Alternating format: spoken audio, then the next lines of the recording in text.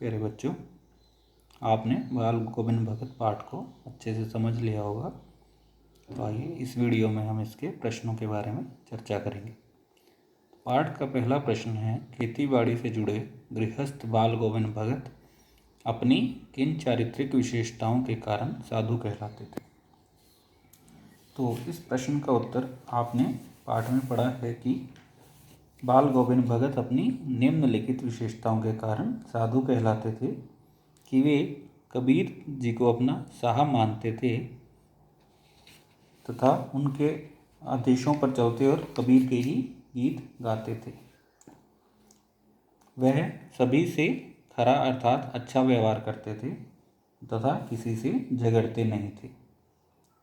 वे किसी भी चीज़ को बिना पूछे प्रयोग में नहीं लाते थे तथा अपनी प्रत्येक वस्तु पर साहब का अधिकार मानते थे। इन गुणों के कारण बाल गोविंद भगत साधु कहलाते थे। पाठ का दूसरा प्रश्न है, भगत की पुत्र वधू उन्हें अकेले क्यों नहीं छोड़ना चाहते।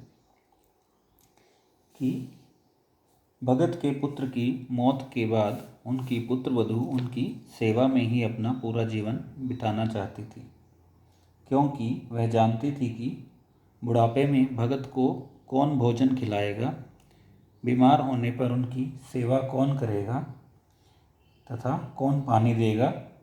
पुत्र की मृत्यु होने से वे घर में अकेले रह जाएंगे। इन्हीं कारणों से पुत्रवधू भगत को अकेले नहीं छोड़ना चाहती थी। पाठ का तीसरा प्रश्न है, भगत ने अपने बेटे की मृत्यु पर अपनी भावनाएं किस प्रकार व्यक्त की।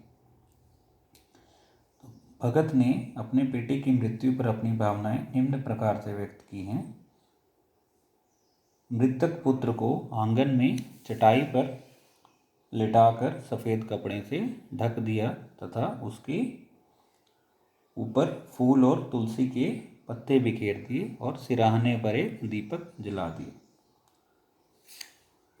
पुत्र के शव के पास ही अपना आसन बिछाकर कबीर के पदों को गाने लगे और अपनी पुत्रवधू को समझाने लगे कि आत्मा परमात्मा से मिल गई है।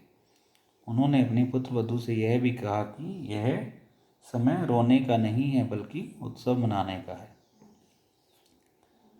पाठ का चौथा प्रश्न है, भगत के व्यक्तित्व को उनकी पुत्रवधू का अपने भगत के व्यक्तित्व और उनकी वेशभूषा का अपने शब्दों में चित्रण कीजिए। तो आपको इस प्रश्न में भगत के व्यक्तित्व और उनकी वेशभूषा के बारे में बताना है। जैसे भगत 60 वर्षीय गोरे चिट्टे मझले कद के आदमी थे। उनके बाल पके हुए थे तथा चेहरा हमेशा सफ़ेद बालों से जगमगाता रहता था, किंतु सन्यासियों की तरह जटाजूट बाल नहीं रखते थे। वे कम कपड़े पहनते थे। कपड़े के नाम पर उनकी कमर में लंगोटी और सिर पर कबीर पंथियों जैसी टोपी ही होती थी।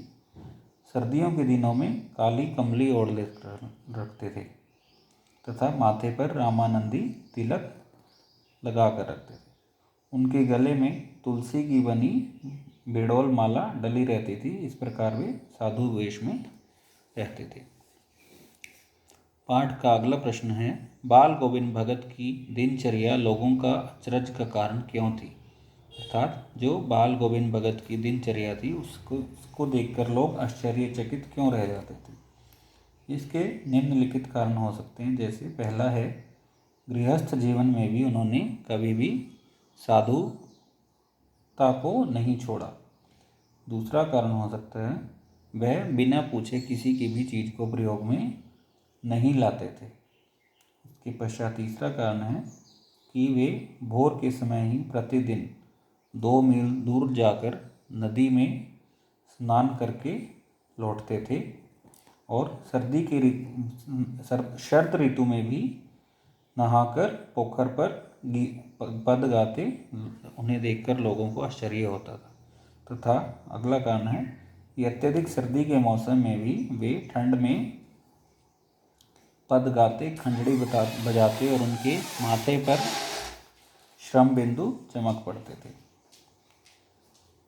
इसके अतिरिक्त अन्य कारण हो सकता है कि उपवास रखकर वे पैदल ही 3 कोस दूर गंगा स्नान पर जाते और रास्ते में बिना कुछ खाए पिए वापस लौटते थे।